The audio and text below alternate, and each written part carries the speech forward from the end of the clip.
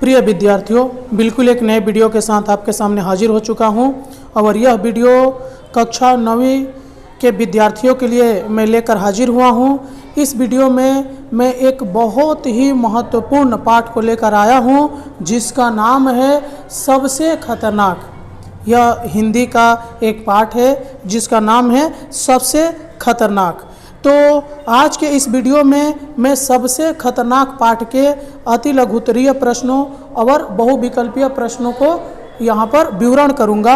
आप इसे अपने कॉपी पर लिख कर रखिएगा, जो आपके वार्षिक परीक्षा के लिए बहुत ही महत्वपूर्ण होंगे।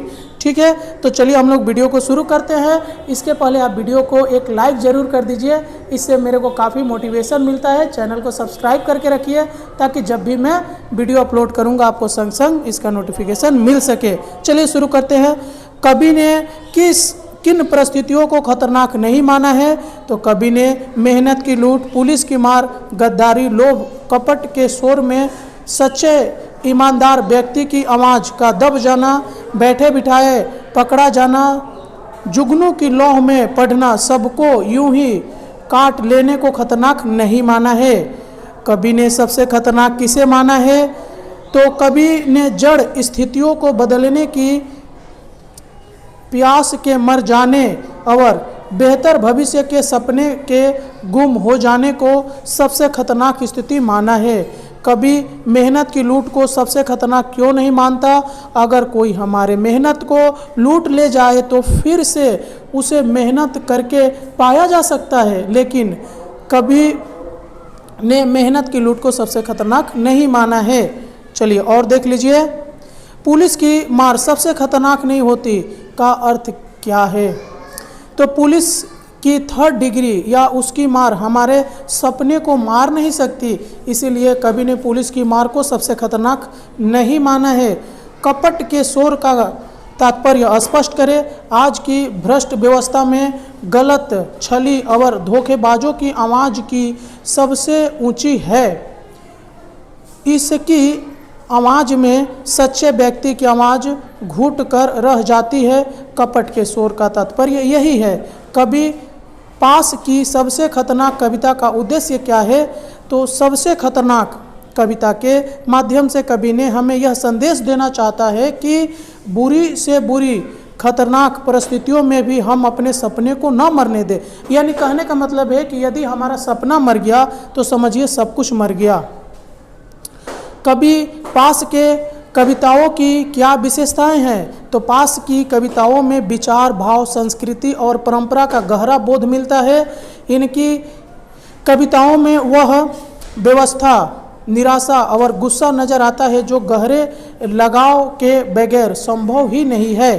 पास किस कवि का उपनाम है? तो पास करतार सिंह संधू का उपनाम है। सबसे खतरनाक कविता का मूल संदेश क्या है? ये बहुत ही महत्वपूर्ण प्रश्न है, इसे आप लोग बहुत ही महत्वपूर्ण प्रश्न में रखिएगा।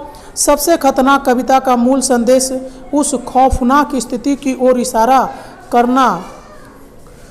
करना है जहां विपरीत परिस्थितियों से जूझने की शक्ति क्षीण पड़ती जा रही है। कभी पास किन घटनाओं पर आउटसाइडर की तरह प्रतिक्रिया व्यक्त नहीं करते? तो कभी पास जन समाज के जीवन में घट रही घटनाओं पर आउटसाइडर की तरह प्रतिक्रिया व्यक्त नहीं करते। पास की राजनीतिक कविताओं की क्या विशेषताएं हैं? तो अपनी संस्कृति तथा परंपरा से गहरा लगाव ही पास की राजनीतिक कविताओं की विशेषताएं हैं। सबसे खतरनाक कविता में किसका चित्रण किया गया है? तो सबसे खतरनाक कविता में दिनों दिन अधिक क्रूर होती जा रही दुनिया की विद्रूपताओं का चित्रण किया गया है। अब चलिए बहुविकल्पीय प्रश्नों को देख लेते हैं। वीडियो को एक लाइक जरूर कीजिए, आप लाइक करना भूल जाते हैं। पास का पूरा नाम क्या है? तो पास का पूरा नाम देखिए, उत्तर दिया हुआ है करतार सिंह संधू। पास का जन्म किस राज्य में हुआ था? तो पंजाब में। पास के गांव का नाम है तो तलवंडी सलेम। पास का जन्म कब हुआ था? तो 1950 में। पास मूलतः किस भाषा के कवि हैं? तो ये पंजाबी। लौह कथा के रचनाकार कौन है? तो पास है।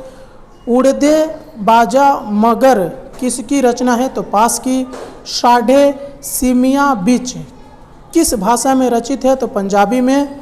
उसके बाद देखिए, लड़ेंगे साथी किसकी रचना है? तो पास की। बीच का रास्ता नहीं होता के रचनाकार कौन है? तो पास है। लहू है कि तब भी गाता है किस विद्या की रचना है? तो एक कविता है। साढ़े सीमिया बीच के कवि कौन है? तो पास है। इन सब में सबसे खतरनाक है सपनों का मर जाना। मुर्दा शांति से भर जाना का अर्थ है तटस्थ हो जाना। यानी तटस्थ हो जाने का अर्थ होता है किसी भी घटना से अपने आप को अलग रखना। मुठिया भींच कर का अर्थ होता है गुस्सा व्यक्त करना। सबसे खतरनाक मूलतः किस भाषा की कविता है? तो पंजाबी भाषा का है। वक्त निकाल लेना का अर्थ है वक्त बिता देना। सबसे खतरनाक कविता किस वाद की कविता है? तो प्रगतिवाद की। कवि पास पंजाब के किस जिला में पैदा हुए थे? तो जालंधर में। बीच का रास्ता नहीं होता मूलतः किस भाषा में रचित है? तो पंजाबी भाषा में। लहू है कि तब भी गाता है किस भाषा की कविता है? तो पंजाबी। इनमें के कौन सी बात सबसे खतरनाक नहीं होती? तो किसी जुगनू की लौह में पढ़ना। तो ये हुआ आपका कुछ महत्वपूर्ण अति लघुत्तरीय और बहुविकल्पीय प्रश्न। तो इस वीडियो में बस इतना ही। मिलते हैं किसी और वीडियो में, तब तक के लिए जय हिंद।